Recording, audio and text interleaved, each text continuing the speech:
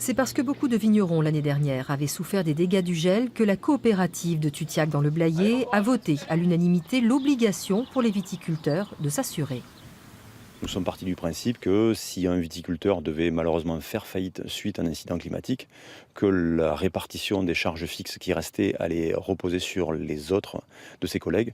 C'est donc une décision collective que nous avons prise au sein de la coopérative afin de protéger le groupe, que chacun soit obligé de s'assurer.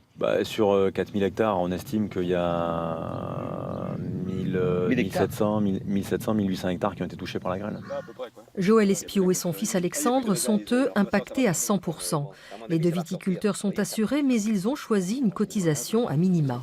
On voit les dégâts aujourd'hui et ce matin j'ai appelé l'assurance et malheureusement j'étais pas assez assuré à l'hectare. Le capital n'était pas important, je suis qu'assuré qu'à 3000 € de l'hectare. Et le gars m'a dit j'aurais dû prendre plus. Bon, à présent c'est comme ça, c'est comme ça. Ben, je supporte la difficulté des aléas climatiques, quoi. Aujourd'hui, 99% du vignoble du secteur est assuré. La cave de Tutiac, forte de ses 4000 hectares et 450 adhérents, a réussi à faire baisser les cotisations.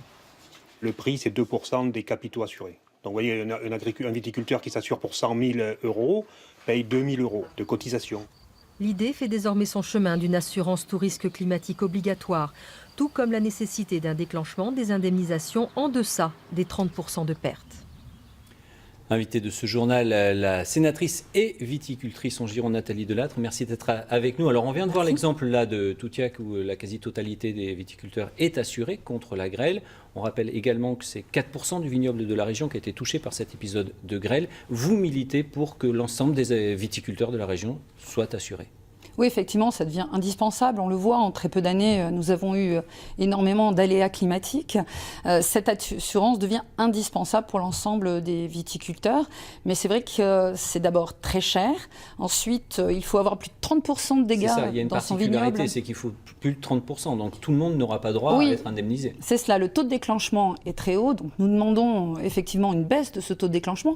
Et puis aussi un taux de remboursement qui soit sur une base estimé beaucoup plus large, parce qu'aujourd'hui, effectivement, pour certains, ce n'est pas valable de s'assurer, puisque c'est au prix du tonneau, donc ça dépend de l'appellation. Donc effectivement, il y a des mécanismes qui aujourd'hui empêchent certains viticulteurs de s'assurer. On l'a vu dans l'exemple de Tutiac, il y a une volonté de la coopérative. Est-ce qu'elle ne pourrait pas inspirer l'ensemble de l'interprofession qui pourrait peut-être se mobiliser pour jouer le rôle de garant ou en tout cas de moteur pour aider les viticulteurs qui auraient un peu peur de se lancer dans l'aventure de l'assurance? Oui, je le pense. Effectivement, l'interprofession avait essayé il y a quelques années, mais je pense qu'il n'y avait pas encore de prise de conscience sur ces changements climatiques.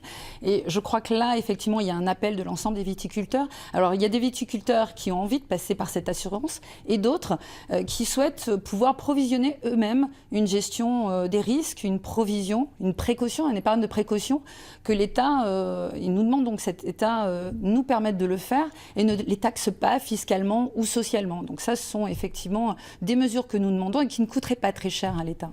Au même titre que vous demandez, est-ce que éventuellement vous pouviez stocker la moitié d'une récolte dans vos chais au cas où? Oui, voilà. Alors, c'est un terme un peu technique, c'est le volume complémentaire individuel. C'est vrai que chaque année, quand nous avons des excédents de rendement, on nous demande tout simplement de les détruire.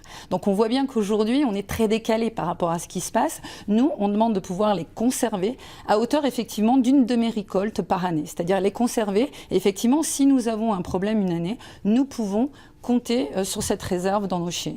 Nathalie Delattre, merci beaucoup d'avoir été l'invitée de ce 19-20.